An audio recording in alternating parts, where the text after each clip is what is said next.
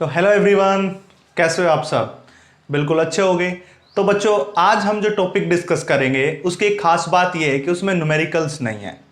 आपने टॉपिक का नाम पढ़ लिया होगा, मैग्नेटिक प्रॉपर्टीज देखनी है मटेरियल्स की। यानी कि हमारे पास जितने भी मटेरियल्स होते हैं उनकी कुछ क्या होती है, प्रॉपर्टीज होती है। तो उसके बारे में हम डिस्कस करेंगे। खास बात यह है कि थोड़ा सा थ्योरी पार्ट है और इसके साथ साथ कॉम्पिटिटिव एग्जाम में, स्टेट बोर्ड में, सीबीएसई बोर्ड में, आईसीएसई बोर्ड में, कोई भी बोर्ड आपके साथ हिसाब से ले लो, उस हिसाब से इसमें क्वेश्चन 100% आते हैं। यानी कि ये लगा लो, पेइंग जो होता है ना, जो इजीली आपको नंबर मिल सके, थोड़ी सी एक्सप्लेनेशन से आपको नंबर मिलेंगे। तो आपको कंप्लीट वीडियो देखनी है, एस्केप नहीं करना है। और उसके बाद जैसे ही आप कंप्लीट वीडियो देख के हटोगे, मैं गारंटी लेता हूं कि आपके 3 या 2 नंबर का जो क्वेश्चन आता है वो कंप्लीट हो जाएगा। और कॉम्पिटिटिव में तो 4 का आएगा, वो 100% हो जाएगा। उसके बाद आपको और कहीं जाने की जरूरत है ही नहीं, ये मेरी गारंटी है। तो चलिए स्टार्ट करते हैं। इससे पहले आप एक अपना छोटा सा जो चैनल है क्यूट सा MS पथेरिया नाम से, उसको सब्सक्राइब कर लीजिए और बेल आइकन को भी दबा लीजिए ताकि आपको सबसे पहले नोटिफिकेशन मिल जाए। पहली वाली वीडियो देख रहे हो उसके कमेंट सेक्शन में मेंशन कर दो, अगर कोई प्रॉब्लम आ रही है तो मैं सेपरेट वीडियो बना दूंगा। तो चलिए वीडियो स्टार्ट करते हैं। तो आज हम डिस्कस करेंगे मैग्नेटिक प्रॉपर्टी ऑफ मटेरियल्स, यानी कि जो हमारे पास मटेरियल्स होते हैं उनकी magnetic property.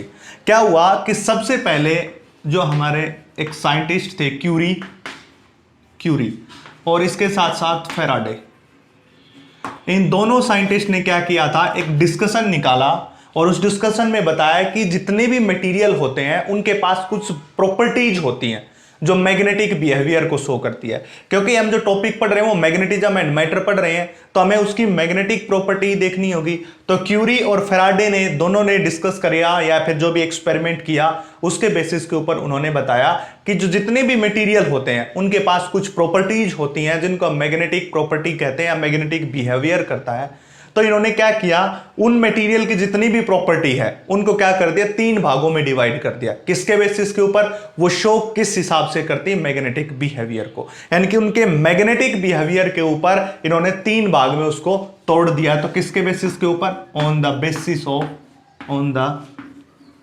Basis of magnetic behaviour.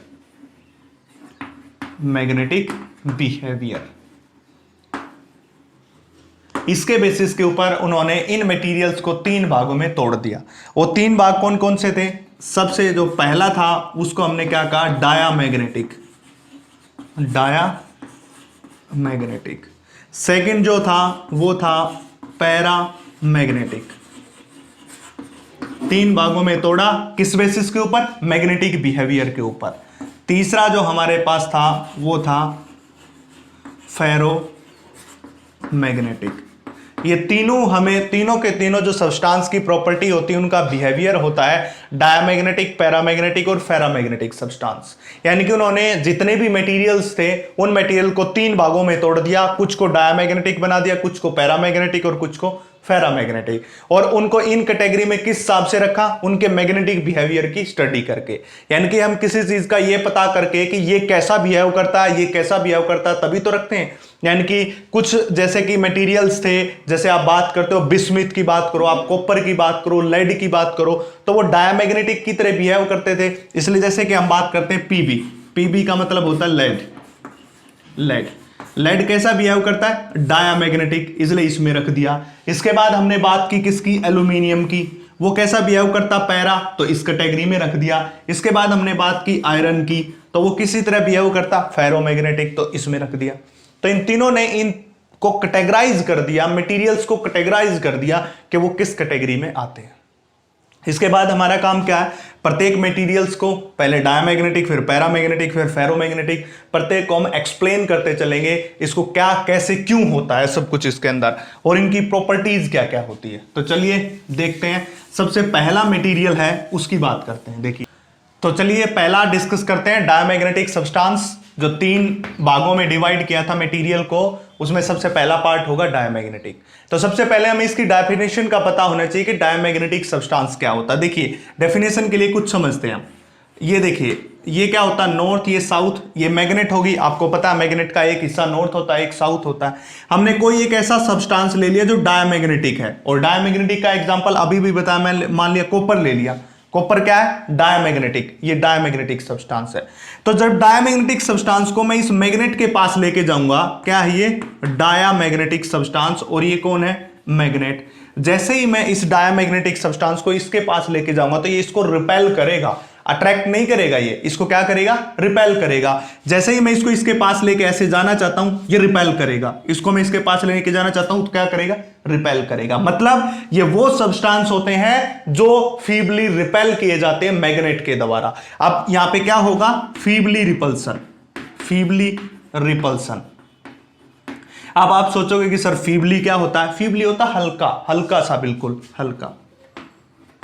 एक तो होता है बहुत स्ट्रोंग से। अब क्या होता है, जैसे कि हम घर में कहते हैं करंट लग गया, एक तो लगे हमें हल्का सा करंट, उसको कहते हैं फीबली। एक बहुत जोर का करंट लगे, उसको कहते हैं स्ट्रोंगली। इसलिए हल्का सा ये क्या होगा? रिपल्सन होगा। तो लिख देते हैं these are the substance, these are the substance, substance which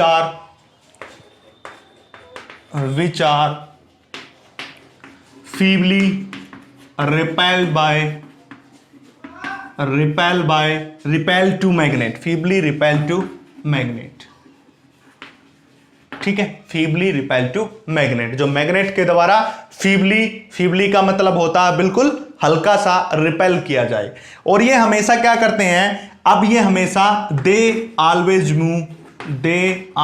move, ये बात भी समझना, they always move strong magnetic field to, strong magnetic field to weak magnetic field. इसको मैं साफ कर देता हूं, उतार लिया होगा, to weak magnetic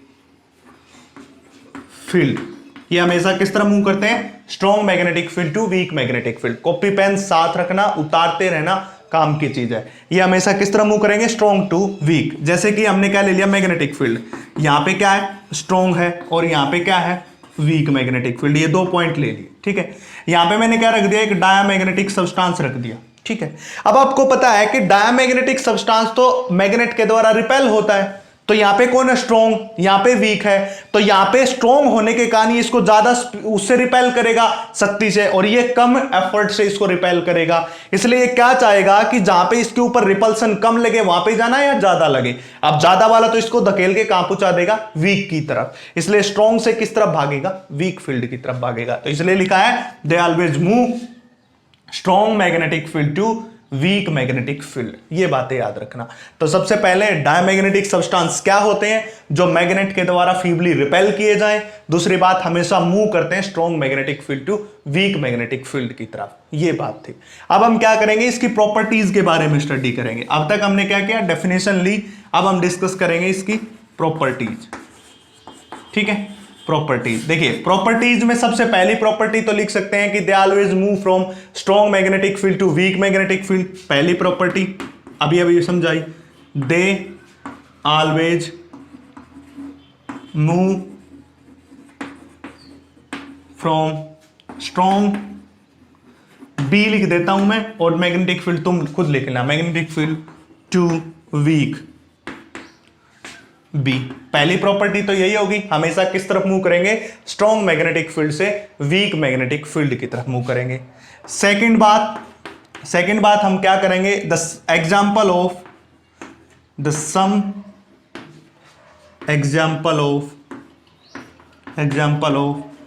diamagnetic substance. Important बातें हैं बच्चों, ये बता रहा हूं मैं, ये बड़ी इंपॉर्टेंट बातें हैं, क्योंकि ये एग्जाम्स में क्वेश्चन जरूर आता है। इसलिए कंप्लीट वीडियो के साथ बने रहिएगा। बिस्मिथ, कॉपर, ये एग्जाम्पल बता रहा हूं जो इसके हैं। इसके बाद पीबी, NaCl और H2O, ये सब किसके एग्जाम्पल हो जाएंगे? Diamagnetic substance. कौन कौन से? बिस्मिथ, कॉपर, लेड, ये सोडियम क्लोराइड, और ये वाटर। मैं इसको लिख देता हूं, आपको नहीं पता चले तो। ये हो जाएगा बिस्मिथ, ये है कॉपर, ये है लेड, ये bismuth, copper, lead, sodium chloride पता होगा, इसका पता ही है, वाटर, और ये कौन होता है? Sodium chloride.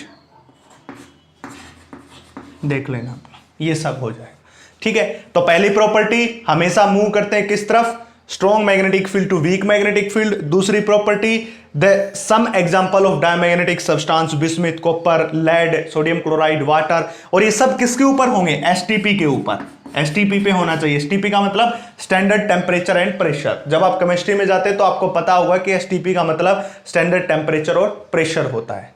ठीक है, अब हम डिस्कस करेंगे। ये मैं साफ कर देता हूं, आप उतार लीजिएगा साथ साथ, आपके काम की चीज है। वीडियो को पॉज करके उतार लिएगा। मैं कुछ ऐसी बातें बताऊंगा जो आपको कहीं पता नहीं होगी पहले से और बताई नहीं गई होगी। तो चलिए इसके बाद हम देखते हैं थर्ड प्रॉपर्टी। रीजनली मैं आपको बताऊंगा, आपको रट्टा मारने की जरूरत नहीं है हर चीज की। देखिए थर्ड प्रॉपर्टी, थर्ड प्रॉपर्टी क्या होगी? The magnetic line of force, line of force inside diamagnetic material are zero।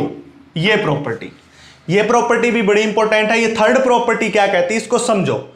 ये कहती है कि जो डायमैग्नेटिक मटेरियल है, जो हमने अब तक लेड की बात की, क्लोराइड की बात की, उसके अंदर कोई भी मैग्नेटिक लाइंस ऑफ फोर्स नहीं होंगी। यानी कहने का मतलब ये है कि मान लिया जाए मैंने डायमैग्नेटिक सब्सटेंस यहां पे रख दिया, ये रहा, ये मान लिया कॉपर है क्योंकि डायमैग्नेटिक सब्सटेंस ही तो है, और ये मैग्नेटिक लाइंस ऑफ फोर्स आ रही यहां से। तो मैग्नेटिक लाइंस ऑफ फोर्स इसके अंदर से ना बाहर के जाएंगी, अंदर से नहीं जाएंगी। ये आ रही है देखिए बाहर से, ऐसे चली जाएंगी। इसके अंदर जो है वो मैग्नेटिक लाइन जो फोर्स क्या होंगी? जीरो। देखिए ऐसे चली जाएंगी, अंदर से नहीं जाएंगी, ऐसे। ये सारी प्रॉपर्टी साथ के साथ याद करना, हम कंपैरिजन करेंगे, लिखते रहना, आप कंपैरिजन बना लेना। मेरे पास मैं एक साथ कर नहीं सकता क्योंकि फिर कम हो जाएगा स्पेस, इसलिए क्या है कि आप इसको मैं एक एक की बता रहा हूं, आप कंपैरिजन बनाना, आपको पता चलेगा। तो देखिए इसके अंदर, इस मटेरियल के अंदर किसी प्रकार की कोई मैग्नेटिक लाइन ऑफ फोर्स नहीं है। इसके बाहर से गई, देखिए ये बाहर से गई, ये बाहर से गई, इसलिए तो हम कह सकते हैं कि magnetic line of force inside the diamagnetic material are zero. तो इसके अंदर क्या होती है? जीरो के बराबर होती है। अगर इसके अंदर हमारे पास कोई मैग्नेटिक लाइंस ऑफ फोर्स नहीं है तो जो अंदर का मैग्नेटिक फील्ड है वो क्या होगा? कम होगा। किससे? बाहर के मैग्नेटिक फील्ड से। क्यों हुआ? क्योंकि अंदर तो कोई मैग्नेटिक लाइंस ऑफ फोर्स नहीं है, बट बाहर देखिए कितनी मैग्नेटिक लाइंस ऑफ फोर्स है। इसलिए हम कह सकते हैं कि जो अंदर का मैग्नेटिक फील्ड होगा बी, वो बाहर के मैग्नेटिक फील्ड से क्या होगा? कम होगा। तो हम क्या लिख सकते हैं फोर्थ पॉइंट में? सो inside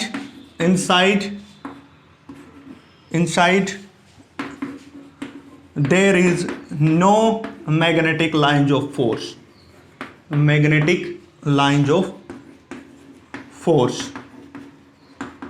so magnetic field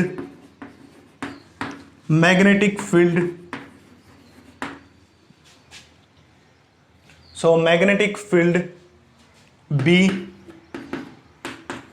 inside the diamagnetic material, diamagnetic material is small than outside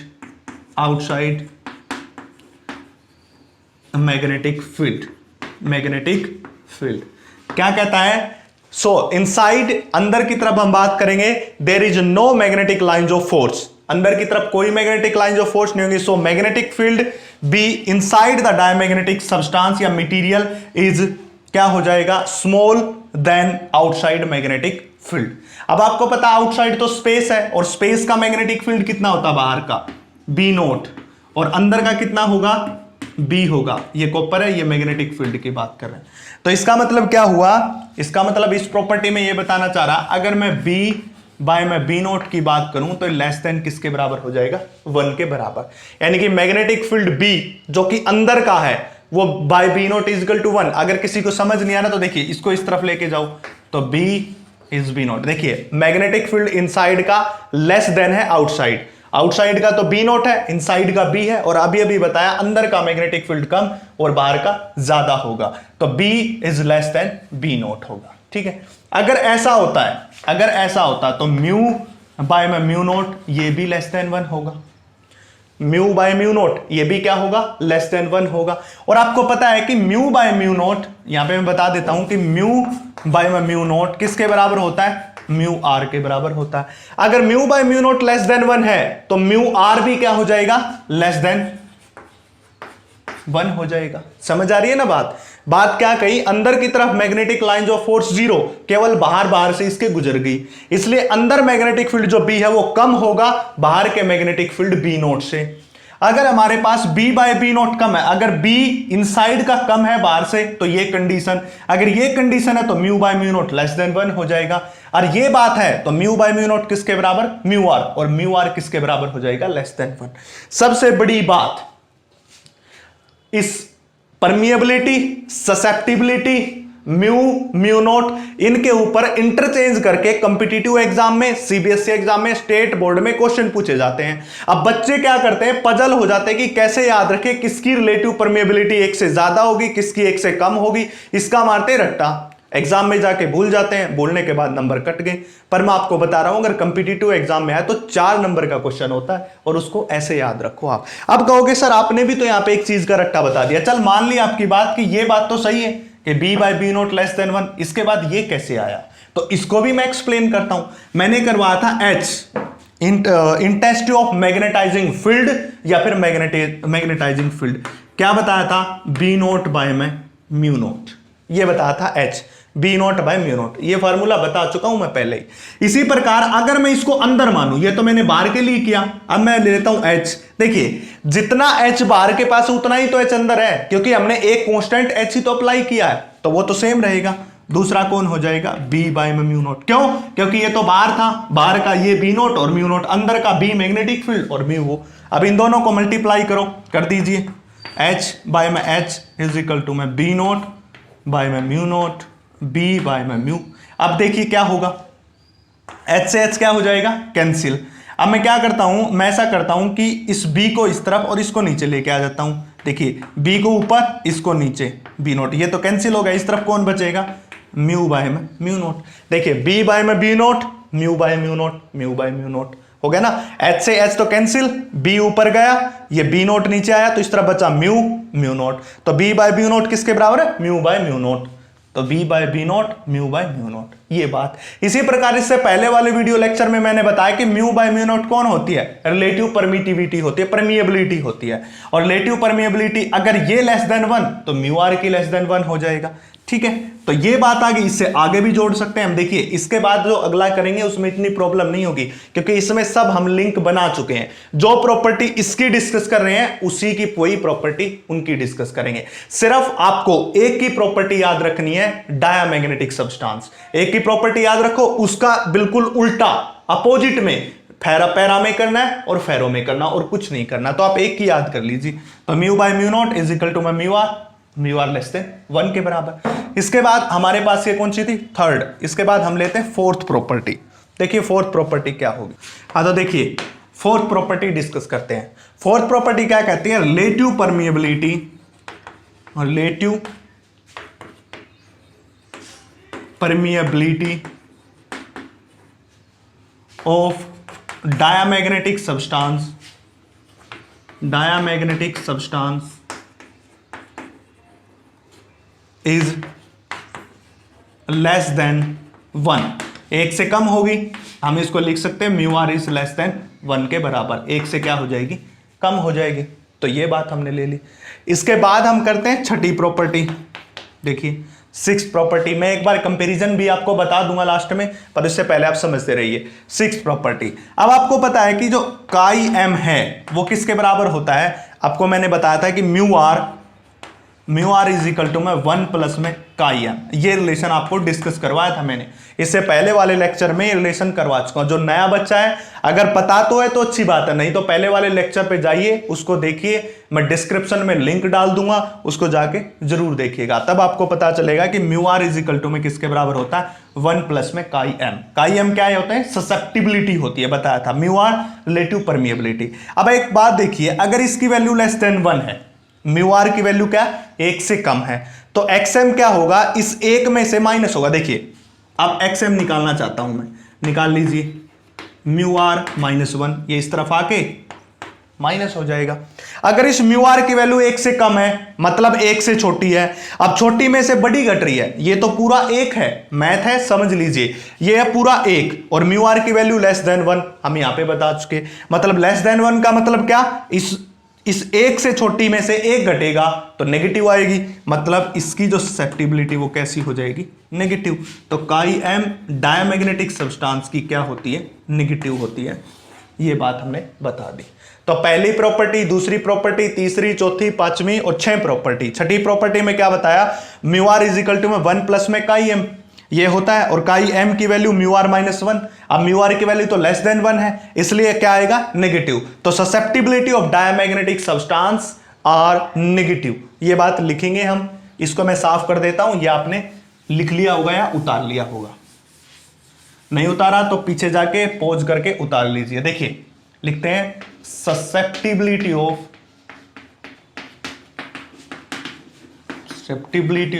diamagnetic substance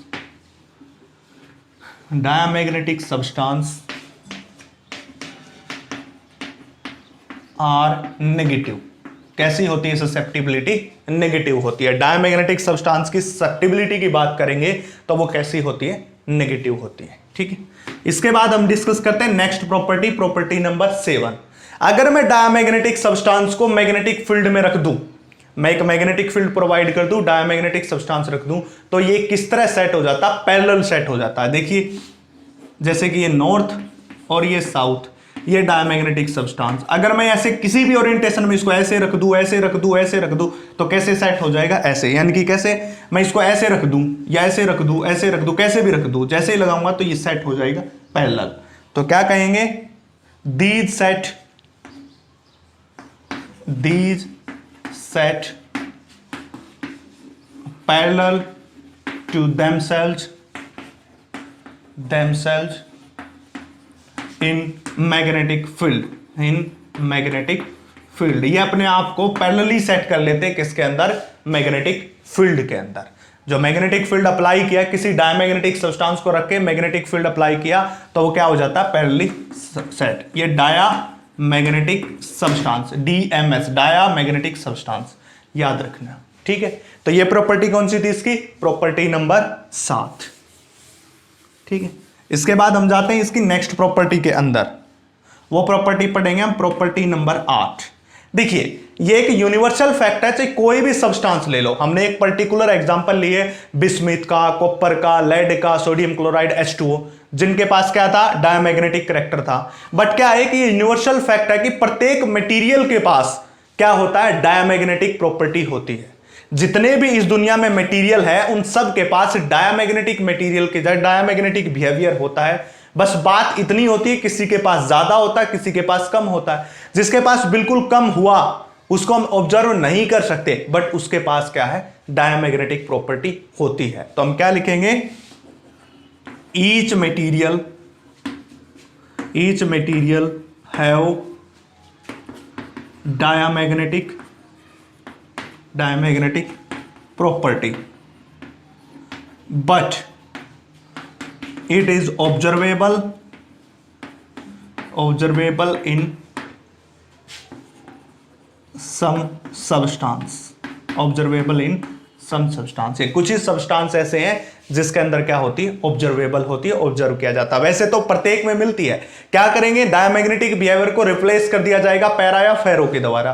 क्यों, क्योंकि डायमैग्नेटिक की जो प्रॉपर्टी है, जो एक्सटेंट है वो है स्मॉल, और पैरामैग्नेटिक या फेरोमैग्नेटिक का एक्सटेंट है ज्यादा, इसलिए हम किसको भूल जाते हैं, डायमैग्नेटिक को। अब एक बात बताओ, डायमैग्नेटिक बिहेवियर वहीं पे करेंगे ना जहां पे वो डोमिनेट करेगा, यानी कि ज्यादा दिखाई देगा। कोई मटेरियल देखा, उसकी ज्यादातर प्रॉपर्टी डायमैग्नेटिक से मिल रही है तो हम उसको डायमैग्नेटिक में रखेंगे, पैरा या फेरो में थोड़ी ना रखेंगे। अब हमने पैरा की बात की, कोई ऐसा मटेरियल जिसमें ज्यादा प्रॉपर्टी पैरा की है बट कुछ डाया की भी है, उसके पास डायमैग्नेटिक कैरेक्टर भी है, बट हम वहां पे कंसीडर नहीं करते हैं। तो ये यूनिवर्सल फैक्ट है, इस बात को याद रखना। ये बात बड़ी इंपॉर्टेंट है कि प्रत्येक मटेरियल के पास डायमैग्नेटिक प्रॉपर्टी होती है बट ऑब्जर्वेबल हर एक में नहीं होती।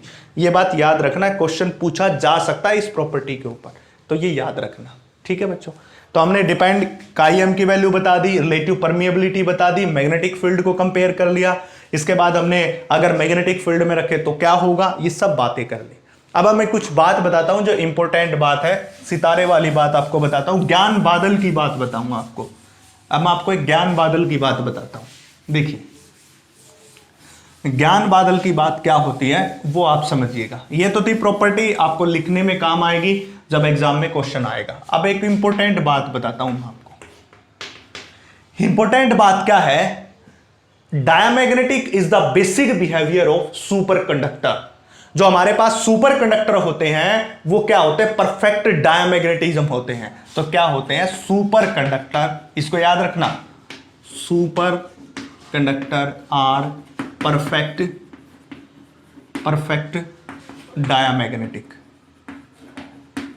अगर आपसे कोई पूछे कि कोई एक ऐसा एग्जांपल दो जो परफेक्ट डायमैग्नेटिक का काम करता है, तो उसको बता दो सुपर कंडक्टर। ये इंपॉर्टेंट बात थी यहां पे कि जो सुपर कंडक्टर होते हैं, अब मैं आपको बताऊंगा कि सुपर कंडक्टर क्या चीज होती है। थोड़ा बहुत आपने पढ़ लिया होगा, नहीं पढ़ा होगा तो मैं बता दूंगा। Super conductor are perfect diamagnetic. अगर कोई ये पूछे इस दुनिया में कोई परफेक्ट डायमैग्नेटिक है, तो है, वो है सुपर कंडक्टर।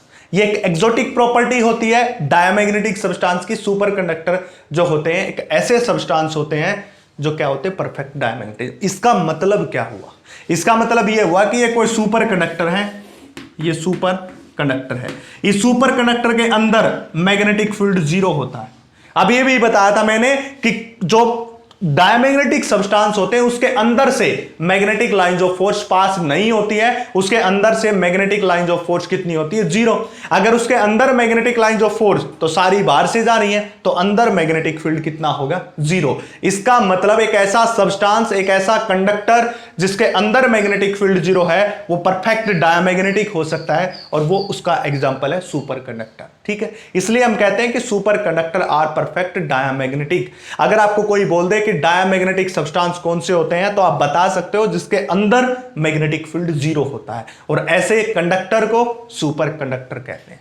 तो इसलिए इस बात को आपको याद रखना बहुत ही जरूरी है। अब सुपर कंडक्टर कौन से होते हैं, सुपर कंडक्टर वो होते हैं जिनका रेजिस्टेंस जीरो है। आपके घर में कोई वायर है जिससे आप प्रेस को कनेक्ट करते हो, या आपके घर में फ्रीज से कनेक्ट हो रहा है, जो फ्रीज है वो कनेक्ट होता है ना बिजली से, वो वायर, उस वायर का अगर आप रेजिस्टेंस जीरो कर दोगे तो वो सुपर कंडक्टर बन जाएगा। तो super conductor are the substance which have a zero resistance, जिसके पास जीरो रेजिस्टेंस और उनके अंदर मैग्नेटिक फील्ड जीरो होता है, so they are called diamagnetic substance. इसलिए उनके पास कैसी प्रॉपर्टी होती है, डायमैग्नेटिक। तो पहली बात क्या बताई, सुपर कंडक्टर परफेक्ट डायमैग्नेटिज्म होते हैं। क्यों, क्योंकि इनके अंदर मैग्नेटिक फील्ड जीरो होता है। मैग्नेटिक फील्ड जीरो किसकी प्रॉपर्टी, डायमैग्नेटिक की, इसलिए सुपर कंडक्टर परफेक्ट डायमैग्नेटिक होते हैं।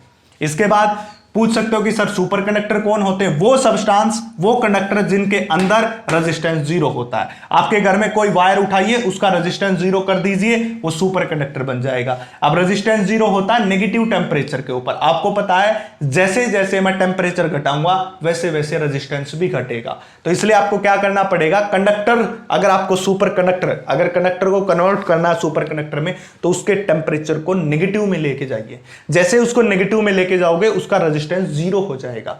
रेजिस्टेंस जीरो होते ही वो सुपर कंडक्टर बन जाएगा। अगर वो सुपर कंडक्टर है तो वो एक डायमैग्नेटिक सब्सटेंस है। क्यों, क्योंकि उसके अंदर मैग्नेटिक फील्ड जीरो है। तो एक इंपॉर्टेंट बात अलग से मैंने आपको बता दी है। तो ये प्रॉपर्टी हमने किसकी बात की, डायमैग्नेटिक सब्सटेंस की बात की, और डायमैग्नेटिक सब्सटेंस की सब बातें आपको याद रखनी है ताकि आप एग्जाम में रखो। मैं एक ऐसा कोई भी फैक्ट आपको नहीं बता रहा हूं जिससे आपको रट्टा मारना पड़े। आपको केवल फैक्ट के बेसिस के ऊपर आपको कैसे समझना, कैसे याद रखना है, वो सब बातें बता रहा हूं। इसलिए आप कंप्लीट वीडियो के साथ बने रहिएगा। और समझ आ रहा है तो आप अपने चैनल MS पथेरिया को सब्सक्राइब भी कर लीजिए, क्योंकि लेटेस्ट वीडियो आपको मिलती रहेंगी। चलिए अब इसके बाद हम नेक्स्ट बात करते हैं, और जो नेक्स्ट मटेरियल होगा वो हो जाएगा पैरामैग्नेटिक। अब एक बात याद रख लो सीधी, अब आपको ये कंप्लीट समझाना नहीं, दूसरा सब्सटेंस। देखिए दूसरा सब्सटेंस समझाना, आपने अपनी कॉपी में पहला लिख लिया डायमैग्नेटिक, उसमें जो जो बातें की उससे बिल्कुल अपोजिट करेंगे हम। उसने जो की उससे बिल्कुल अपोजिट पैरा में, सारी याद हो जाएंगी, कुछ नहीं करना आपको। आपको सिर्फ एक समझना था डाया, उसके बाद आपको कुछ भी नहीं करना, सिर्फ सिंपली क्या करना आप देखना। देखिए पैरामैग्नेटिक सब्सटेंस क्या होते हैं वो। सबसे पहले आप डाया को याद करो। डायामैग्नेटिक सब्सटेंस कौन से होते थे? जो फीबली रिपेल किए जाते थे मैग्नेट के द्वारा। ये क्या होंगे? फीबली अट्रैक्ट होंगे। उससे अपोजिट, बिल्कुल अपोजिट, बिल्कुल अपोजिट है। वो फीबली रिपेल होते थे, ये फीबली अट्रैक्ट होंगे। तो क्या कहेंगे? These are the substance, these are the substance which are feebly attract to magnet। देखिए बिल्कुल अपोजिट बताया मैंने उसके, बिल्कुल अपोजिट। वहां पे क्या होता था? फीबली रिपल्सन होता था, यहां पे फीबली अट्रैक्शन होगा। फीबली का मतलब होता है हल्का सा, पैरामैग्नेटिक मटेरियल। तो मैंने पहले भी बताया था, अब फिर से बता रहा हूं, डायामैग्नेटिक से बिल्कुल अपोजिट करना हमें जो डाया में पढ़ा था। डाया में पढ़ा था कि these are the substance which are feebly attract to magnet, और वो क्या थे? रिपेल, और ये क्या हो जाएंगे? अट्रैक्ट हो जाएंगे। चलिए अब इसकी प्रॉपर्टीज की बात करते हैं। प्रॉपर्टीज देखिए, सबसे पहली प्रॉपर्टी क्या करती थी? डायामैग्नेटिक सब्सटेंस हमेशा स्ट्रॉन्ग मैग्नेटिक फील्ड से वीक में मूव करते थे। यहां पे कहेंगे पैरा, दे मूव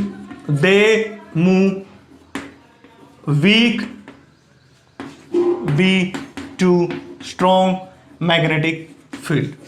ठीक है, बी का मतलब मैग्नेटिक फील्ड है, आप पूरा लिखिएगा, weak magnetic field to strong magnetic field. तो मैंने क्या बताया? डायामैग्नेटिक से अपोजिट चलने हैं। डायामैग्नेटिक में स्ट्रॉन्ग से वीक में जाते थे, यहां पे वीक से स्ट्रॉन्ग में जाएंगे, बिल्कुल उसके अपोजिट चलेंगे और कुछ भी नहीं करना हमें।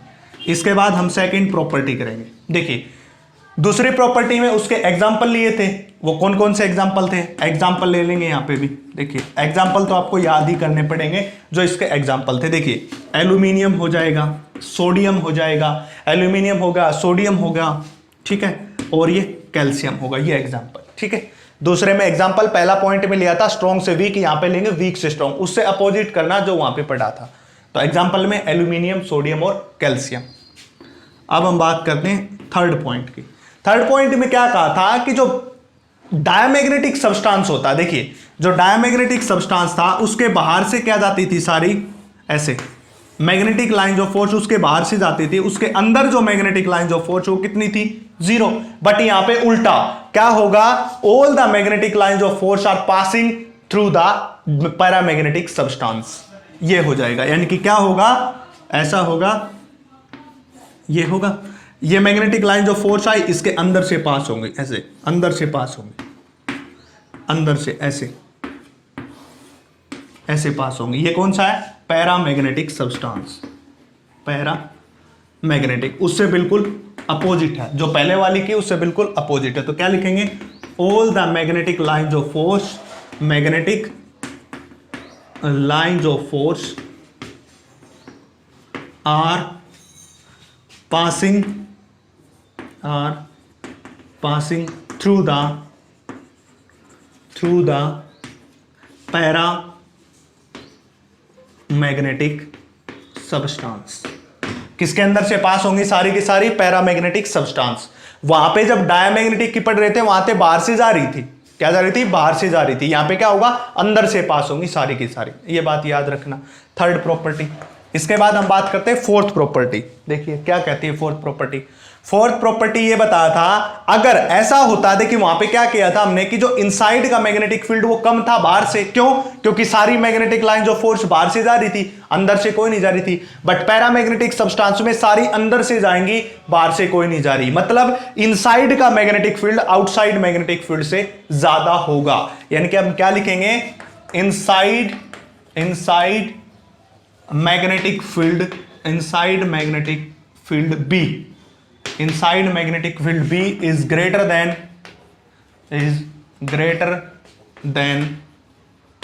outside magnetic field B note. वहां से बिल्कुल अपोजिट कर रहे हैं, कुछ भी नहीं कर रहे हैं। अगर आप ध्यान दे रहे हो तो बिल्कुल अपोजिट। आउटसाइड का जो मैग्नेटिक फील्ड होगा वो इनसाइड मैग्नेटिक फील्ड से कम होगा, यानी कि B बाय में B note is greater than 1। Outside का और इनसाइड का, आउटसाइड का ज्यादा हो, आउटसाइड का कम होगा, इनसाइड का ज्यादा। ये है इनसाइड का B और आउटसाइड का कौन है? B। तो इनसाइड बाय आउटसाइड, अब इनसाइड का ग्रेटर देन, अगर आप इसको सोल्व करोगे तो B is greater than B naught, देखिए इसको ऊपर लेके जाओ, मतलब इनसाइड ग्रेटर आ गया इससे। तो यही बात बतानी है, क्यों हुआ, क्योंकि सारी मैग्नेटिक लाइंस ऑफ फोर्स अंदर से पास हो रही है, अंदर से पास हो रही है, तो अंदर का जो मैग्नेटिक फील्ड होगा वो ज्यादा होगा, बाहर का क्या होगा, कम होगा। अगर अंदर का ज्यादा है तो म्यू बाय में म्यू नोट की वैल्यू भी ग्रेटर देन क्या हो जाएगी, 1। ये बात भी मैंने आपको प्रूव करके दिखाई थी, एस इज इक्वल टू में B naught by mu naught और दूसरा एच बी बाय म्यू, दोनों को डिवाइड कर दिया तो क्या आता, B by mu naught, mu by mu naught. अगर ये ग्रेटर देन 1 है तो ये भी ग्रेटर देन 1। अब आपको पता है कि म्यू बाय में म्यू नोट किसके बराबर होता है, म्यू आर के बराबर होता है, तो क्या हो जाएगा, म्यू आर भी ग्रेटर देन 1। वहां पे म्यू आर क्या होता था, लेस देन 1, किसमें, डायामैग्नेटिक, और पैरा में क्या हो जाएगा, म्यू आर ग्रेटर देन 1 हो जाएगा, यानी कि रिलेटिव परमिएबिलिटी 1 से ज्यादा हो जाएगी। ये चौथा पॉइंट था। पांचवा पॉइंट लिख देंगे, relative permeability, relative permeability of paramagnetic substance, of paramagnetic substance are greater than 1, are greater than 1, यानी कि इसको कैसे लिखेंगे, mu R is greater than 1, 1 से क्या हो जाएगी, ज्यादा हो जाएगी, बड़ी हो जाएगी। अगर म्यू आर की वैल्यू 1 से ज्यादा, अब इसको साफ कर रहा हूं, आपने कर लिया होगा, पैरामैग्नेटिक प्रॉपर्टी डिस्कस कर रहे हैं हम, और पहले किसकी की थी, डाया की, उससे बिल्कुल अपोजिट। अगर आपने देखा होगा तो आपके लिए कोई मुश्किल नहीं है, बिल्कुल इजीली कर रहे हैं हम इसको। देखिए अगर इसके बाद 6th प्रॉपर्टी, देखिए छठी प्रॉपर्टी हम कैसे डिस्कस करेंगे। इसके बाद हमें पता था, वी नो कि mu R is equal to में 1 प्लस में काई एम, ये होता है, ठीक है। मुझे कौन चाहिए, काई एम चाहिए, तो क्या हो जाएगा, म्यू आर माइनस 1, यानी कि म्यू आर, ये म्यू आर, ये म्यू आर, म्यू आर तो 1 से बड़ा है, अगर 1 से बड़ा, ये 1 से बड़ा है तो बड़े में से छोटा माइनस हो रहा है, छोटा माइनस हो रहा है, तो ये क्या आएगा, पॉजिटिव आएगा, मतलब ससेप्टिबिलिटी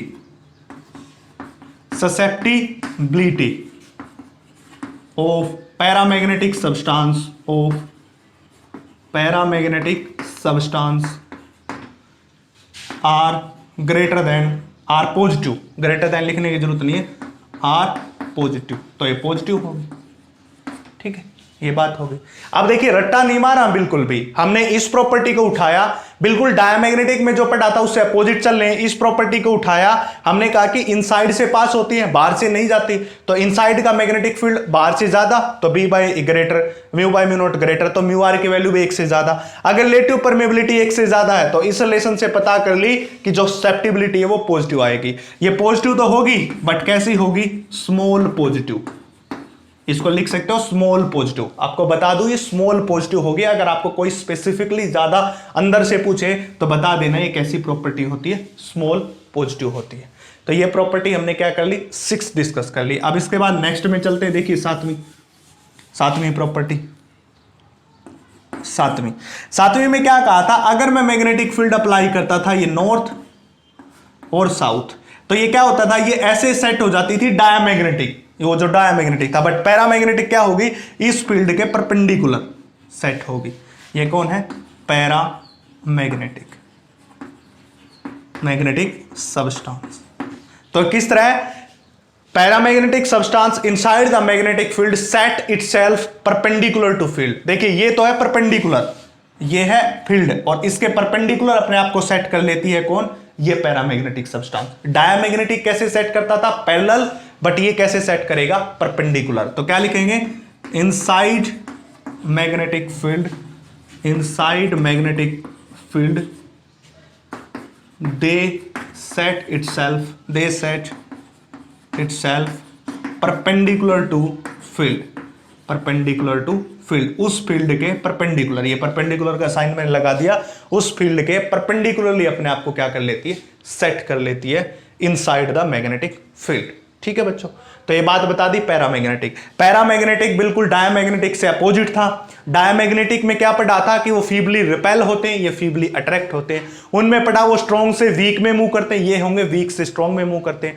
उनमें पढ़ा अंदर जो मैग्नेटिक फील्ड हो, मैग्नेटिक लाइंस होते हैं सब्सटेंस के, वो जीरो होती हैं, यहाँ पे सारी अंदर से पास होती हैं। वहां पे पढ़ा था अंदर का मैग्नेटिक फील्ड कम होता है, बाहर का ज्यादा होता है। यहाँ पे पढ़ा अंदर का ज्यादा होता है, बाहर का कम होता है। वहां पे ससेप्टिबिलिटी एक से कम पड़ी थी, रिलेटिव परमिएबिलिटी या एक से ज्यादा पड़ी है। वहां पे ससेप्टिबिलिटी नेगेटिव पड़ी थी, यहां पे ससेप्टिबिलिटी पॉजिटिव पड़ी है। वो अपने आप को पैरेलली सेट करते थे, ये अपने आप को परपेंडिकुलरली क्या करते हैं, सेट करते हैं। तो ये बातें होगी। इसके बाद हम बताते हैं कि भाई ऐसा क्यों होता है।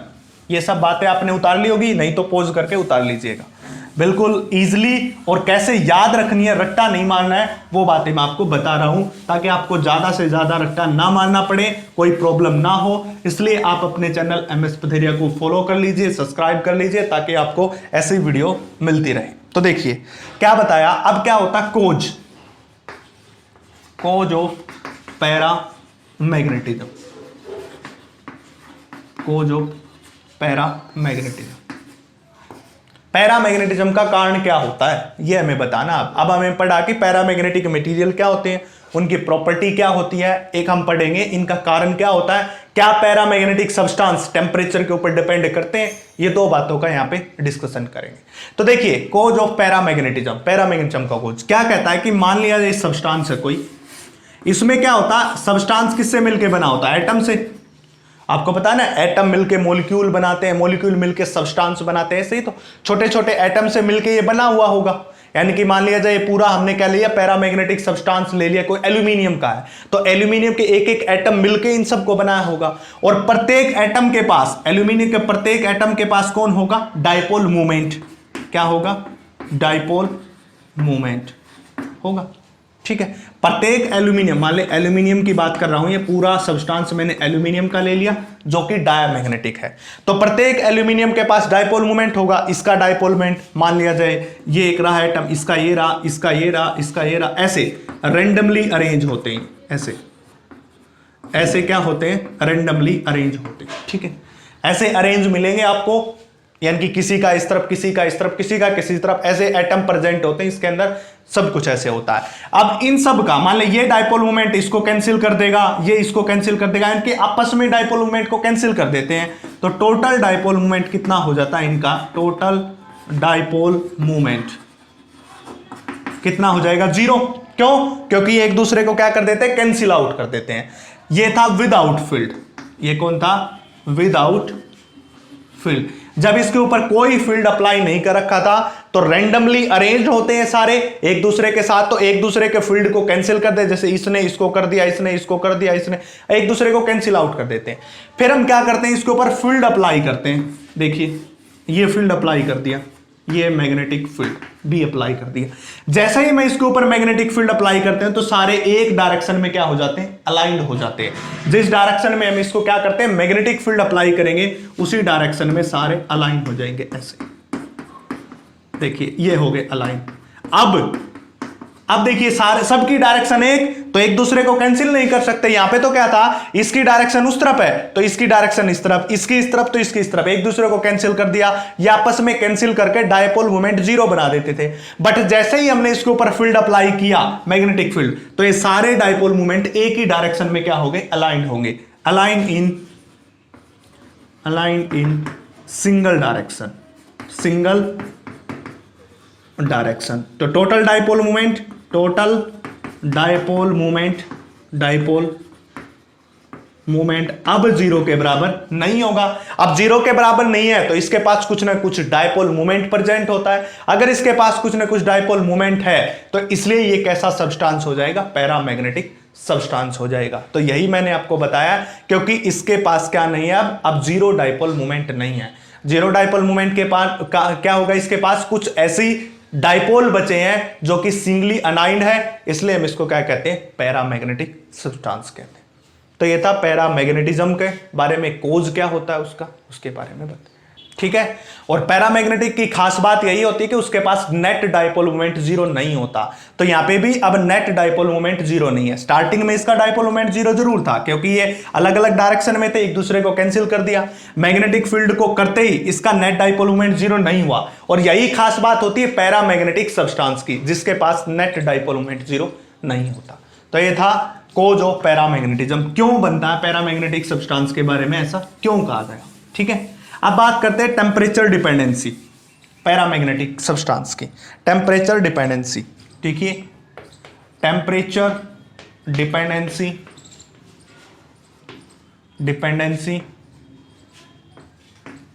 Of paramagnetic substance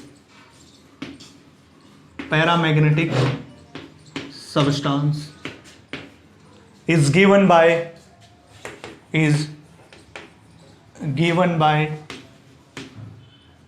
Curie law.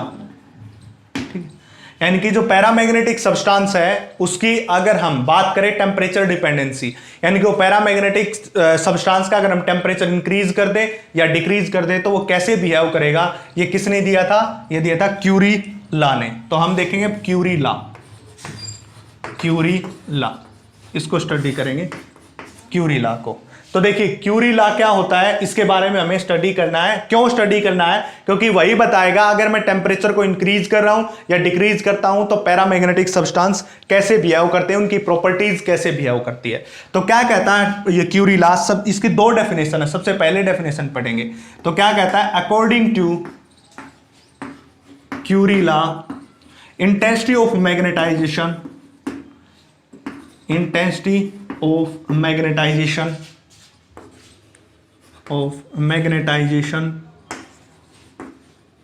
are inversely proportional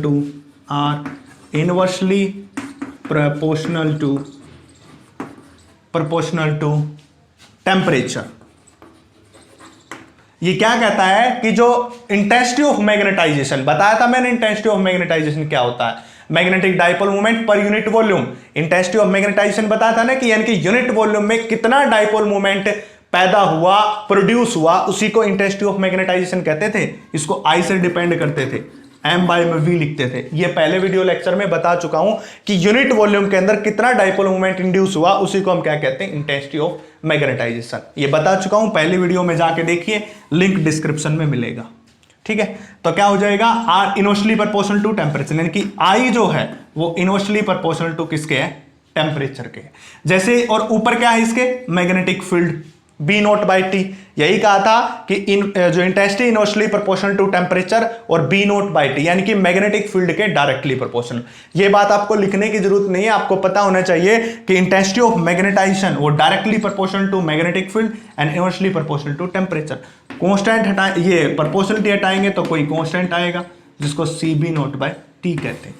ये इसका मतलब क्या हुआ, अगर मैं टेम्परेचर को इंक्रीज कर दूं तो उसकी इंटेंसिटी ऑफ मैग्नेटाइजेशन डिक्रीज हो जाएगा, यानी कि उसका मैग्नेटिक डाइपोल मोमेंट क्या हो जाएगा, डिक्रीज हो जाएगा। यानी कि कोई सब्सटेंस है जिसके पास, अब मैं इसको एक छोटा सा एग्जांपल देके समझाता हूं। मान लिया ये सब्सटेंस है, इसका मैग्नेटिक डाइपोल मोमेंट है 10। ठीक है, अब मैं क्या करता हूं, इसका टेम्परेचर है 10 केल्विन, मान लिया, सपोज कर लिया। अब मैं टेम्परेचर को क्या कर देता हूं, इंक्रीज, यानी कि 20 केल्विन कर दिया या 40 केल्विन कर दिया, तो जो मैग्नेटाइजेशन है वो क्या हो जाएगा, डिक्रीज हो जाएगा। क्यों डिक्रीज होगा, क्योंकि इंटेंसिटी इज इक्वल टू में एम बाय में वी, ऐसा होता है। जैसे ही मैंने टेम्परेचर को इंक्रीज किया, इंटेंसिटी ऑफ मैग्नेटाइजेशन क्या होगा, डिक्रीज। अगर इंटेंसिटी ऑफ मैग्नेटाइजेशन डिक्रीज तो एम भी डिक्रीज, ये 10 से 5 पे आ गया, 6 पे, जितने पे आ गया उतने पे आ जाएगा। तो जैसे जैसे टेम्परेचर इंक्रीज किया, इंटेंसिटी ऑफ मैग्नेटाइजेशन डिक्रीज होगी, वैसे वैसे उसका डाइपोल मोमेंट भी क्या हो जाएगा, डिक्रीज हो जाएगा। ये बात है, ये थी पहली डेफिनेशन क्यूरी जो लॉ है उसकी। ठीक है, उतार लीजिए, यहां पे लिख देता हूं आई इज इक्वल टू में सी बी नॉट बाय में टी। ये दिखा रहा है कि इनवर्सली प्रोपोर्शनल किसके होता है, टेम्परेचर के। तो इसका स्क्रीनशॉट ले लीजिए या फिर उतार लीजिए ताकि आपको भविष्य में काम आए, आपके एग्जाम्स के टाइम आपको जो रिवीजन करने में काम आए। आप अगर नोट्स बनाओगे, नोट्स से 2 फायदा होगा। एक तो आप साथ साथ लिख रहे हो तो आपके माइंड में वो बातें छपती चलेंगी। उसके बाद जब आप एग्जाम्स के टाइम तैयारी करोगे तो आपको ढूंढना नहीं पड़ेगा कि ये कहां पे, ये कहां पे। तो एक कॉपी में प्रॉपर तरीके से आप नोट्स बनाते रहिए ताकि हेल्पफुल रहेगी आपको। और इसके अंदर मैंने सब कुछ कवर कर दिया, आपको बुक उठा के देखने की भी जरूरत नहीं है। वैसे देखिएगा, मैं ये नहीं कहूंगा मत देखिए, देखिएगा, बट आपको उठाने की जरूरत नहीं है, क्योंकि प्रत्येक चीज को मैंने इसके अंदर कवर कर दिया। इसके बाद दूसरी डेफिनेशन इस क्यूरी लॉ की क्या हो सकती है, ये तो मैंने बताई एक। दूसरी डेफिनेशन क्या हो सकती है, क्या कहेंगे, according to Curie law susceptibility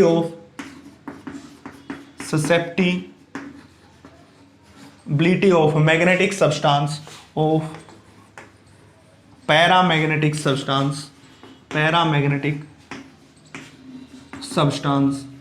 are inversely proportional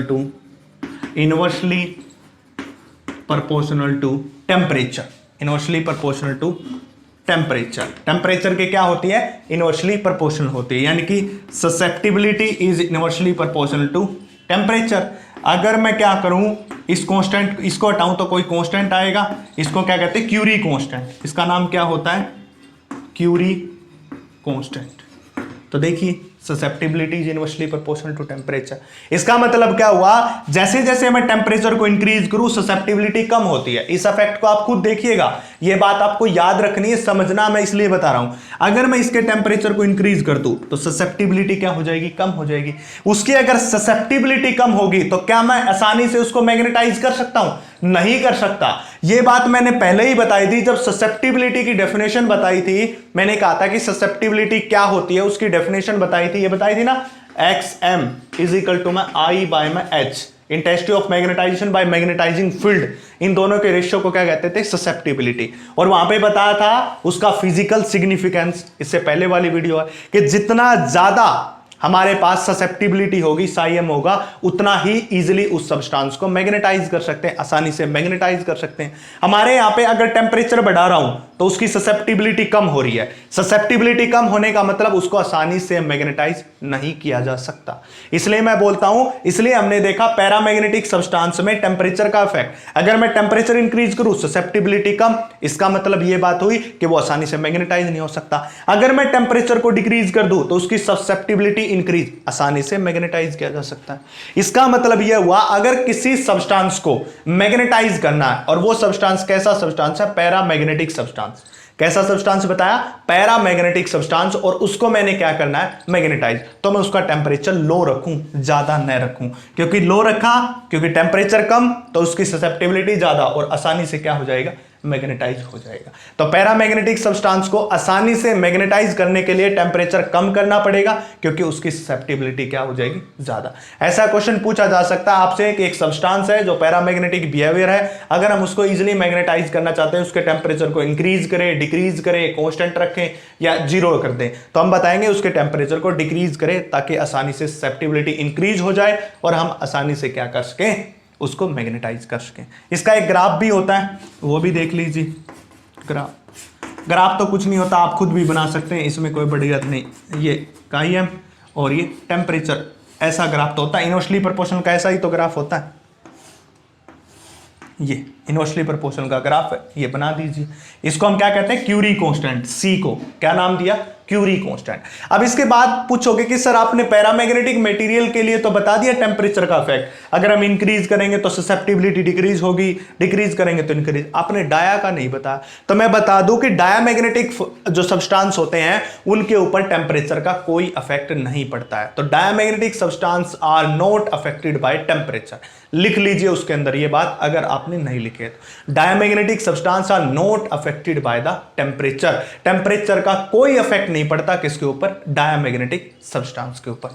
ये बात लिख लीजिए, ठीक है। तो ये हमने दो बातें की, अब हम तीसरा स्टडी करेंगे जिसको हम क्या कहते हैं, फेरोमैग्नेटिक सब्सटेंस।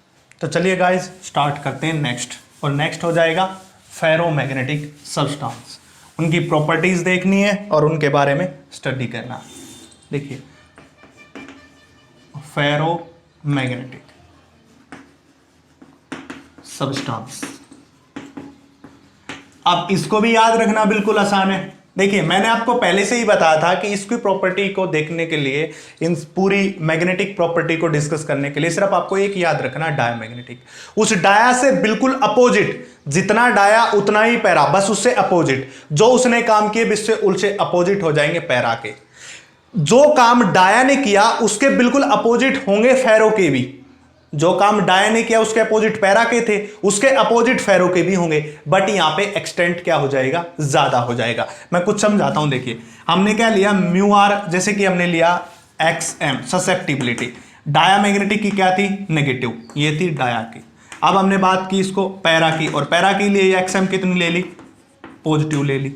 अगर मैं बात करूं फेरो की, अगर मैं बात करूं फेरो की, ये एक्स एम होगी तो पॉजिटिव, बट लार्ज पॉजिटिव होगी, लार्ज। देखिए ये नेगेटिव थी डाया, इसके बिल्कुल अपोजिट कौन हो गया, पैरा। अब जो डाया था उसके अपोजिट फेरा, फेरो भी है, बट यहां पे एक्सटेंट क्या था, स्मॉल। मैंने अब यहां पे ब्रैकेट में लिखा था ना स्मॉल पॉजिटिव, आप अपनी कॉपी में देख सकते हो मैंने स्मॉल पॉजिटिव लिखा था, बट एक्सएम यहां पे लार्ज पॉजिटिव हो जाएगा।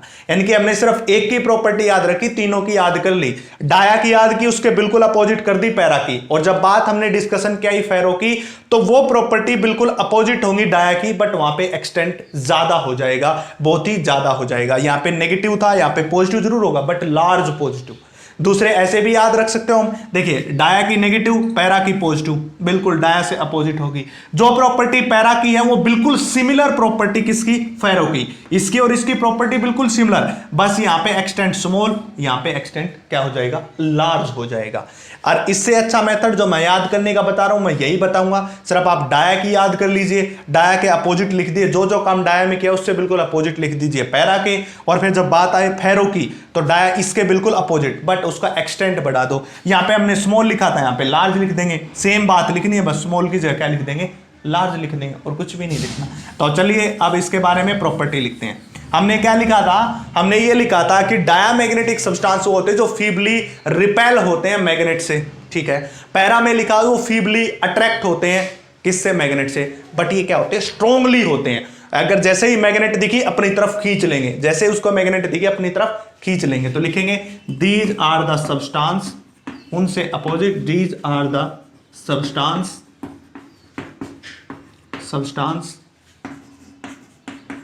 विच आर स्ट्रांगली, वहां पे हम फीबली वर्ड यूज कर लेते हैं, यहां पे स्ट्रांगली अट्रैक्टेड बाय या strongly attracted to magnet, strongly attracted to magnet. जो मैग्नेट से क्या होते हैं, स्ट्रांगली अट्रैक्ट होते हैं, ठीक है। इसके बाद इसकी लेते हैं हम प्रॉपर्टीज, ये तो हमने ले ली इसकी डेफिनेशन, प्रॉपर्टीज। अब पहली प्रॉपर्टी क्या बताया था, वही मैं कंपेयर कर कर आपको बोल रहा हूं, सब बातें कंपेयर कर कर बता रहा हूं। डायमैग्नेटिक सब्सटेंस में बताया कि वो स्ट्रॉन्ग से वीक की तरफ मूव करते हैं, और जैसे ही हमने बात की पैरा की तो वहां पे बताया वो वीक से स्ट्रॉन्ग में मूव करते हैं। पर ये प्रॉपर्टी है पैरा की, ये भी किससे मूव करेंगे, वीक से स्ट्रॉन्ग मूव करेंगे, बट स्पीड से, उससे ज्यादा स्पीड से। मान लिया जाए जब हम पैरा की बात करें वो धीरे से जाके जा रहा है, तो बस ये स्पीड से जाएगा, स्ट्रांगली मूव करेगा, तो हम क्या लिखेंगे, स्ट्रांगली मूव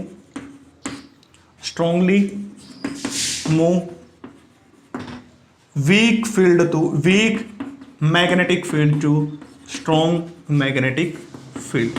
ये बहुत स्पीड से जाएंगे, स्ट्रांगली जाएंगे, यानी कि मैंने आपको पहले ही बताया जो डाया का था उससे बिल्कुल अपोजिट प्रॉपर्टी होगी, बट उसकी एक्सटेंट ज्यादा हो जाएगी। डायमैग्नेटिक सब्सटेंस में क्या बताया मैंने बताया था कि वो हमेशा कहां से कहां जाते हैं, स्ट्रॉन्ग से वीक में जाते हैं। तो फेरोमैग्नेटिक वीक से स्ट्रॉन्ग में जाएंगे, बट वो स्पीड से मूव करेंगे, स्ट्रांगली मूव करेंगे। इसके बाद हम सेकंड प्रॉपर्टी लेते थे, एग्जाम्पल। तो इसके एग्जाम्पल की बात करेंगे, इसके एग्जाम्पल हो जाएंगे आयरन, कोबाल्ट, निकेल। ये तीनों एग्जाम्पल हो जाएंगे किसके, फेरोमैग्नेटिक सब्सटेंस के, आयरन, कोबाल्ट, निकेल, ठीक है। इसके बाद बात करते हैं थर्ड प्रॉपर्टी। थर्ड प्रॉपर्टी क्या हो जाएगा, मैंने आपको बताया था, देखिए ये मैग्नेटिक सब्सटेंस था, ये मैग्नेटिक सब्सटेंस आया, इसके अंदर से देखिए मैं पहले बताया था डाया, मैं तीनों को कंपेयर कर देता हूं, डाया और फिर पैरा, फेरो। ये डायमैग्नेटिक सब्सटेंस इसके बाहर से गई ऐसे, इसके अंदर से पास नहीं होती, बाहर से जाती है, ये बात होगी, ठीक है। पैरामैग्नेटिक सब्सटेंस क्या हो जाएंगे, देखिए इसके अंदर से पास हो रही थी ऐसे ऐसे, कोई ऐसे यहां से बाहर से भी चली गई अंदर से, बट अगर ये पैरामैग्नेटिक सब्सटेंस है, जो भी लाइन आएंगी वो अंदर से ही पास होंगी, इसमें ऐसा कुछ नहीं होगा कि बाहर से जाएंगी, जितनी भी आएंगी क्राउड इसके अंदर वो भीड़ करने की कोशिश करेंगी। तो magnetic lines of thought tends to crowd inside the magnetic substance, यानी कि ये चाहेंगी कि ज्यादा से ज्यादा भीड़ पैदा कर दे किसके अंदर, इस सब्सटेंस के अंदर। देखिए ऐसे ऐसे भीड़ पैदा कर दे ऐसे, ठीक है। तो ये बिल्कुल उनसे अपोजिट चल रहा है, उनको कंपेयर कर करके हमें याद रखना है। तो क्या कहेंगे, magnetic line of force tends to crowd inside substance. उस सब्सटेंस के अंदर क्या करना चाहेंगे, वो क्राउड करना चाहेंगे। डायमैग्नेटिक सब्सटेंस में बिल्कुल बाहर से जाती थी, जो पैरामैग्नेटिक सब्सटेंस उसमें अंदर से तो पास होती थी बट ज्यादा क्राउड नहीं होती थी, बट फेरोमैग्नेटिक सब्सटेंस में अंदर से पास होंगी और बहुत ज्यादा क्राउड उसके अंदर पैदा कर देंगी। ये बात हमने इसके अंदर बताई है।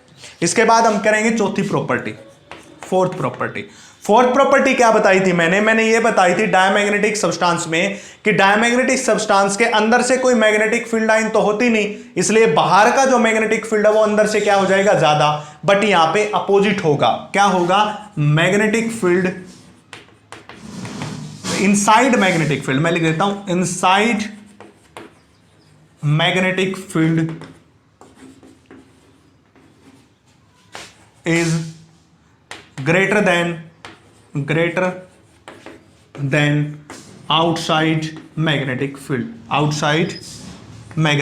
क्यों हुआ, क्योंकि सारी जो मैग्नेटिक लाइन जो फोर्स है वो अंदर भीड़ कर रही है आउटसाइड मैग्नेटिक फील्ड, यानी कि जो बाहर का मैग्नेटिक फील्ड है वो कम होगा, अंदर का क्या हो जाएगा, ज्यादा। मतलब B बाय में B नोट वो ग्रेटर देन 1 होगा। पैरामैग्नेटिक्स में ग्रेटर देन था, यहां पे ग्रेटर देन, क्योंकि यहां पे एक्सटेंट ज्यादा होगी। ये बात पहले ही बताई थी। अगर ऐसा है तो म्यू बाय में म्यू नोट ये भी क्या हो जाएगा, ग्रेटर देन 1। ये बात भी मैं आपको बता चुका, ये इसके बराबर होती है। या ऐसा हुआ तो म्यू बाय में म्यू नोट किसके बराबर होता है, म्यू आर के बराबर होता है। तो म्यू आर भी ग्रेटर देन 1 होगा, यानी कि relative permeability is much greater than 1 हो जाएगी। मैं इसको लिख देता हूं पांचवी प्रॉपर्टी, इसको साफ कर देता हूं, आपने पढ़ लिया होगा या उतार लिया होगा, पॉज करके उतारते रहना साथ साथ, क्योंकि काम की चीजें हैं सारी। पांचवी property, relative permeability is much greater than 1। एक से क्या हो जाएगी, बहुत ज्यादा बड़ी हो जाएगी, मच ग्रेटर देन हो जाएगी। अब 6 प्रॉपर्टी, आपको पता है कि म्यू आर की वैल्यू 1 प्लस में कितनी होती है, काई एम। अगर मैं काई एम निकालना चाहूं तो म्यू आर माइनस 1। अब म्यू आर तो मच ग्रेटर देन 1 है, तो ये भी पॉजिटिव हो जाएगा। क्या आएगा, positive.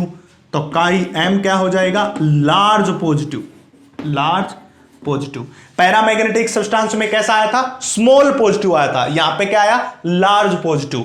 Relative permeability paramagnetic substance की क्या आई थी, ग्रेटर देन 1, यहां पे ग्रेटर देन 1 आई। ठीक है, तो क्या लिखेंगे, ससेप्टिबिलिटी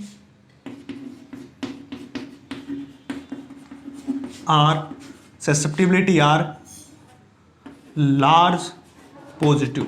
लार्ज क्या हो जाएगी, पॉजिटिव। ये वर्ड आप पेपर में मत लिखना बच्चों, पॉजिटिव को POSI पूरी स्पेलिंग लिखना, मैं यहां पे इसको शॉर्ट में लिख रहा हूं, आप पूरी स्पेलिंग लिखना। तो सेप्टिबिलिटी आर लार्ज पॉजिटिव हो जाएगा। इसके बाद 7वां क्या हो जाएगा, they set themselves perpendicular to field. वही जो प्रॉपर्टी वही सेम, ये बात तो आपने पढ़ी ली, यानी कि ये नॉर्थ ये साउथ, ये बिल्कुल परपेंडिकुलरली क्या कर लेगा, सेट। ये सब्सटेंस कौन सा है, फेरोमैग्नेटिक। ये फेरोमैग्नेटिक सब्सटेंस अपने आप को क्या कर लेगा, परपेंडिकुलरली सेट। डायमैग्नेटिक पैरेलली करता था, पैरा भी क्या करेगा, परपेंडिकुलर, और फेरो भी क्या करेगा, परपेंडिकुलर करेगा। तो बिल्कुल उनके अपोजिट प्रॉपर्टी बता दी। सबसे पहली प्रॉपर्टी, ये स्ट्रांगली अट्रैक्ट होते हैं मैग्नेट की तरफ, पहली प्रॉपर्टी। दूसरा, वीक से स्ट्रॉन्ग मैग्नेटिक फील्ड में जाएंगे और स्ट्रांगली भागेंगे बहुत स्पीड से। थर्ड मैंने बताई, ये अंदर उस मैग्नेटिक सब्सटेंस फेरोमैग्नेटिक सब्सटेंस के अंदर क्राउड पैदा कर देंगे, किसकी, मैग्नेटिक लाइंस ऑफ फोर्स की।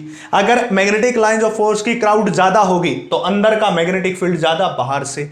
अगर ऐसा हुआ तो relative permeability much greater than 1, relative probability greater than 1, तो इस फार्मूले से ससेप्टिबिलिटी भी लार्ज पॉजिटिव हो जाएगी, ये बातें। और लास्ट वाली, अगर मैं उस सब्सटेंस को मैग्नेटिक फील्ड में रखूंगा तो वो तुरंत विद इन ए सेकंड अपने आप को परपेंडिकुलरली सेट कर लेगा।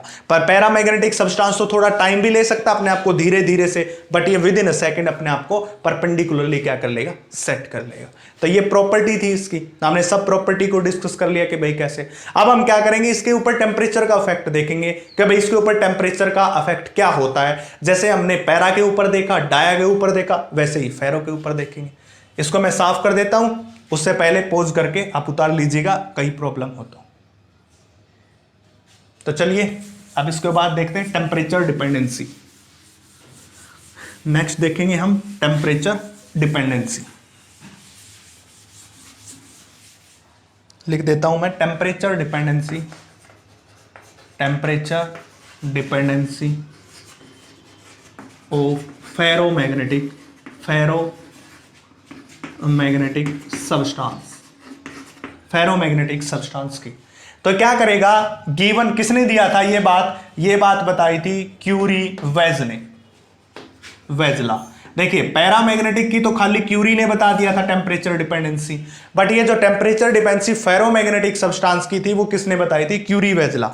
और क्यूरी वेजला ने क्या कहा था, अगर हम एक पर्टिकुलर टेम्परेचर से ज्यादा टेम्परेचर बढ़ा दें, यानी कि हमने फेरोमैग्नेटिक सब्सटेंस लिया, हम उसका टेम्परेचर इंक्रीज कर रहे हैं और इंक्रीज करके एक पर्टिकुलर टेम्परेचर से ज्यादा टेम्परेचर कर दें तो क्या होगा, उसने बताया तब वो सब्सटेंस पैरामैग्नेटिक सब्सटेंस बन जाएगा। क्या बताया, अगर फेरोमैग्नेटिक सब्सटेंस है ये क्या बन जाता है, पैरामैग्नेटिक। कब, जब मैं इसके टेम्परेचर को बढ़ा दूं।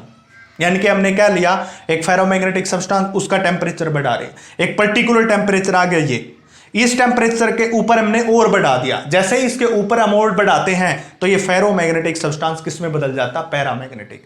तो वो टेम्परेचर जिसके ऊपर ये फेरोमैग्नेटिक सब्सटेंस पैरा में बदलता है उसको हम क्या कहते हैं, क्यूरी टेम्परेचर कहते हैं। क्या कहते हैं, क्यूरी टेम्परेचर। तो लिखिएगा, at a particular temperature if we increase a temperature of ferromagnetic substance, temperature of ferromagnetic substance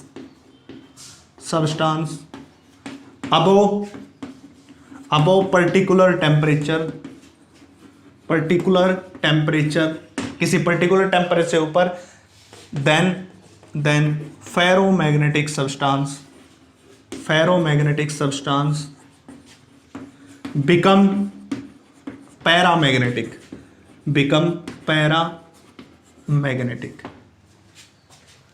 and this temperature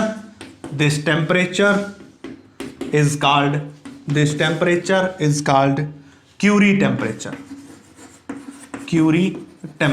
उस टेम्परेचर को हम क्या कहेंगे, क्यूरी टेम्परेचर कहेंगे। अगर आपका एग्जाम में क्वेश्चन आ जाता है 1 नंबर में, व्हाट इज क्यूरी टेम्परेचर, तो बता सकते हैं Curie temperature is the temperature above which the ferromagnetic material become paramagnetic material या सब्सटेंस। तो क्यूरी टेम्परेचर वो टेम्परेचर होता है जिसके ऊपर फेरोमैग्नेटिक सब्सटेंस किसमें चेंज हो जाता है, पैरामैग्नेटिक में। तो यही बात करनी है, ये सब एक्सपेरिमेंट किए साइंटिस्ट ने, क्यूरी वेज ने, फेरोमैग्नेटिक सब्सटेंस लेके उसके टेम्परेचर को बढ़ाते गया, एक पर्टिकुलर टेम्परेचर आया, उसके बाद भी जब उसने बढ़ाया तो उसका बिहेवियर कैसा होगा, पैरामैग्नेटिक की तरह है। तो उसने कहा कि एक ऐसा टेम्परेचर आएगा जिसके ऊपर जाते ही फेरोमैग्नेटिक पैरा में बदल जाएगा, उसको हम क्या कहते हैं, क्यूरी टेम्परेचर कहते हैं। और इसने ससेप्टिबिलिटी का रिलेशन दिया, बोला कि गिवन ये दिया is equal to C by, मैं इनकी इनवर्सली प्रोपोर्शनल ले लो एक बार, inversely proportional to T minus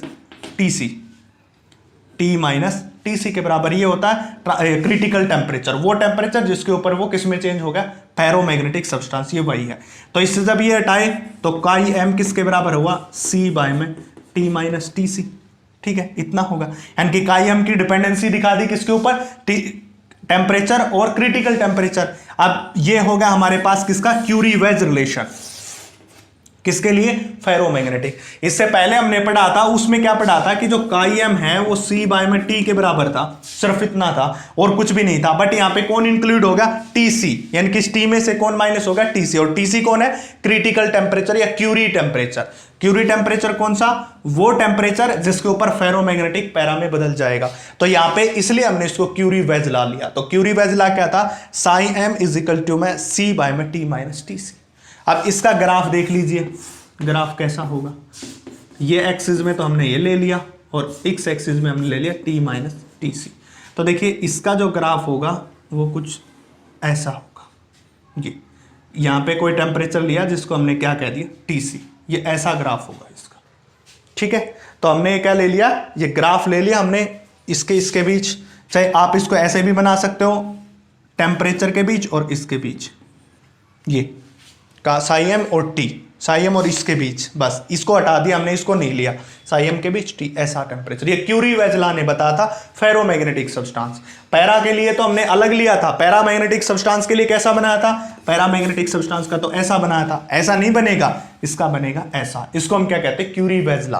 Curie Weiss law के according susceptibility is inversely proportional to T minus T C. अगर टी माइनस टी सी की वैल्यू ज्यादा तो ससेप्टिबिलिटी कम, अगर इसकी वैल्यू कम तो इसकी वैल्यू ज्यादा, ठीक है। अगर साई एम की वैल्यू ज्यादा तो इजीली वो मैग्नेटाइज किया जा सकता है और साई एम की वैल्यू कम तो वो मैग्नेटाइज नहीं किया जा सकता। ये बात साई एम की वैल्यू ज्यादा होती है तो इजीली मैग्नेटाइज, ये बता दिया था जब मैंने इसको डिस्कस किया था प्रीवियस लेक्चर के अंदर। तो ये हमने बता दिया क्यूरी वेज लॉ के बारे में। अब हम बात करेंगे क्यूरी वेज लॉ पढ़ने के बाद कि हम ऐसा क्यों कर रहे हैं, यानी कि क्या कारण है कि कोई भी मटेरियल फेरोमैग्नेटिक मटेरियल होता है, वो उसका रीजन डिस्कस करेंगे। कोज ऑफ फेरोमैग्नेटिज्म, फेरोमैग्नेटिज्म का कारण क्या है? फेरोमैग्नेटिज्म, मैग्नेटिज्म, कोज, इसका कोज ऑफ फेरोमैग्नेटिज्म, इसका कारण क्या है? इसका कारण देखिए क्या, ये पूरा फेरोमैग्नेटिक सब्सटेंस है, ठीक है। ये पूरा फेरो, ऐसा कोई सब्सटेंस कुछ भी ले लो, मान ले आयरन ले लिया, एक मिनट के लिए आयरन का टुकड़ा ले लिया इतना बड़ा। इस आयरन के टुकड़े में ऐसे डोमेन बने हुए होते हैं, ऐसे डोमेन, ये डोमेन, इनको एक को क्या कहते हैं? डोमेन। और एक डोमेन में लगभग 10⁻11 एटम्स होते हैं। आपको बता दो ये जो पूरा मटेरियल है, जो कि फेरोमैग्नेटिक मटेरियल की हम बात करें, ये पूरा फेरोमैग्नेटिक मटेरियल, ये पूरा का पूरा किसमें डिवाइड होता? डोमेन्स में। समझे बात? इसने उसके वहां पे तो अलग बात थी, एक मटेरियल था उसमें सीधा डायपोल मोमेंट एटम का लिया था, बट यहां पे क्या होता है? ये पूरा मटेरियल किस में डिवाइड होता है? डोमेन में। और एक डोमेन में 10⁻11 एटम्स के आसपास होते हैं इतने, जैसे कि ये रहे।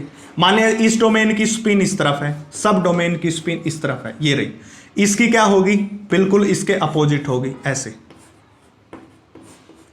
ऐसे। तो ये डोमेन इसको क्या कर देगा? कैंसिल। अब मैं बताऊं, इसकी इस तरफ है, ये बता दी, इसकी इस तरफ है, इसकी इस तरफ है, ऐसे, इसकी इस तरफ होगी, ठीक है। ये सब एक दूसरे को क्या कर देंगे? कैंसिल आउट कर देंगे। तो नेट डाइपोल कितना हो जाएगा? Net dipole moment, net dipole moment कितना हो जाएगा? 0। क्यों? क्योंकि देखिए ये था इस तरफ, इस पर्टिकुलर डोमेन का जो डाइपोल मोमेंट वो इस तरफ है और इससे नीचे वाले का इस तरफ है, तो ये इसको कैंसिल कर देगा। इसका डाइपोल मोमेंट इस तरफ, ये इसको कैंसिल कर रहा है, इसका इस तरफ, इसका इस तरफ, कैंसिल, एक दूसरे को सब कैंसिल कर रहे हैं। बस वहां पे हमने क्या लिया था पैरामैग्नेटिज्म में? ये डोमेन ना लेकर के एक पर्टिकुलर टुकड़ा ही था बस। पर यहां पे क्या हुआ? एक सब्सटेंस है जो आयरन, जो फेरोमैग्नेटिक है, उसको डोमेन में तोड़ा। एक डोमेन के पास लगभग इतने एटम होते हैं और प्रत्येक डोमेन के पास क्या होंगे? एटम।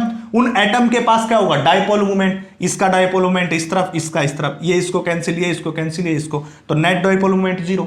बट हमने क्या किया? इसके ऊपर क्या अप्लाई कर दिया? Magnetic field. ये कर दिया, देखिए ये मैग्नेटिक फील्ड अप्लाई कर दिया। ये यहां पे हमने क्या अप्लाई कर दिया? Magnetic field. ये मैग्नेटिक फील्ड अप्लाई कर दिया। जैसे ही मैग्नेटिक फील्ड अप्लाई करूंगा, ये सारे डोमेन एक ही डायरेक्शन में अलाइन हो जाएंगे, ऐसे, ये ऐसे। इनके अंदर जितने भी एटम होंगे और उन एटम के पास जितना भी डाइपोल मोमेंट होगा, सब एक ही डायरेक्शन में क्या हो जाएंगे? अलाइन हो जाएंगे, ऐसे। अब एक डायरेक्शन में सारे अलाइन हो गए तो क्या नेट डाइपोल मोमेंट जीरो होगा? क्या ये इसको कैंसिल कर सकता? नहीं, ये इसके अंदर ऐड हो जाएगा, वो उसके अंदर ऐड, ये इसके अंदर ऐड, वो उसके अंदर, सब ऐड हो जाएंगे, तो नेट डाइपोल मोमेंट जीरो नहीं होगा। Net dipole moment is equal to not zero. और यही बात होती है फेरोमैग्नेटिक। तो फेरोमैग्नेटिक सब्सटेंस वो होते हैं जिनके पास नेट डाइपोल मोमेंट जीरो ना हो, बट उसके पास बहुत ज्यादा अमाउंट में डाइपोल मोमेंट होता है। तो देखिए, जब इसको ऐसे ही छोड़ दिया, कोई फील्ड नहीं था, तो इसके पास नेट डाइपोल मोमेंट जीरो था, ठीक है बात, इसका मतलब होगा। अब इसके अंदर हमने क्या किया, मैग्नेटिक फील्ड अप्लाई किया, तो इसका नेट डाइपोल मोमेंट जीरो ना होकर के बहुत ज्यादा होगा। देखिए सब ऐड होगा, और सब ऐड होने के बाद इसके पास कुछ ना कुछ मैग्नेटिक डाइपोल मोमेंट आ गया। और यही बात होती है किसकी, फेरोमैग्नेटिक। फेरोमैग्नेटिक सब्सटेंस कौन सी, जिसके पास लार्ज डाइपोल मोमेंट हो। तो इसके पास अब लार्ज डाइपोल मोमेंट बन गया, और लार्ज डाइपोल मोमेंट बन गया तो हम कह सकते हैं कि ये किसका कारण है, फेरोमैग्नेटिज्म का कारण है। तो ये सब बातें मैंने आपको बता दी कि फेरोमैग्नेटिज्म का कारण क्या होता है, डाया क्या होता है, फेरो क्या होता है, पैरामैग्नेटिक क्या होता है। हाँ तो बच्चों, ये मैंने कंप्लीट तीनों के बारे में डिस्कस किया, डाया, फेरो, पैरा, उनकी टेम्परेचर के ऊपर डिपेंड थी, उनकी प्रॉपर्टीज, उनके कारण सब आपको बता दिए। इसके बाद आपका खुद का काम है कि आप इस तीनों का कंपैरिजन करें। आप इसको कंपैरिजन करिए, मैंने आपको याद करने का तरीका पहले ही बता दिया। आप सिर्फ एक जो है उसकी प्रॉपर्टी याद रखो, डायामैग्नेटिक की। जो प्रॉपर्टी डायामैग्नेटिक की है उसके अपोजिट, बिल्कुल अपोजिट किसकी होंगी, पैरा की। ठीक है, बात होगी दो की। अब तीसरी याद करनी फेरो की। जो प्रॉपर्टी डाया की वही उसके अपोजिट प्रॉपर्टी फेरो की, बट एक्सटेंट में लार्ज। जैसे ससेप्टिबिलिटी हमने ली थी डाया की नेगेटिव, ना उसकी ससेप्टिबिलिटी नेगेटिव आई थी डाया की, तो हम फेरो की कह लेंगे पॉजिटिव, बट लार्ज अमाउंट में। और पैरा की बीच में, देखिए डाया ये फेरो, ये पैरा बीच में, तो डाया के अपोजिट किसकी, पैरा की। डाया के अपोजिट फेरा की, इसमें एक्सटेंट कम, इसमें एक्सटेंट ज्यादा, बस और कुछ नहीं। तो एक की प्रॉपर्टी याद करके तीनों की याद कर सकते हैं। अगर आपको ये वीडियो लेक्चर पसंद आ रहे हैं तो आप मेरे चैनल को सब्सक्राइब कर लीजिए। देखिए बच्चों, मैं बहुत ही मेहनत कर रहा हूं आपके लिए, आप वीडियो देख के अनदेखा ना करें, उसको सब्सक्राइब कीजिए अगर आपको पसंद आ रही है। कोई प्रॉब्लम हो तो कमेंट सेक्शन में मेंशन कर दीजिए, मैं आपका सॉल्यूशन करूंगा। और ज्यादा से ज्यादा कमेंट, लाइक और शेयर कीजिए। एक खास बात और भी है आपके लिए, बहुत बड़ी खुशखबरी है कि इसी YouTube चैनल के ऊपर आपको केमिस्ट्री की वीडियोस भी मिलेंगी, उनको भी देखिए। बड़ी इजी एक्सप्लेनेशन के साथ आपको मिलेगी, एक बार देखोगे तो बड़ी पसंद आएगी, सिर्फ आप एक बार देखिए आके।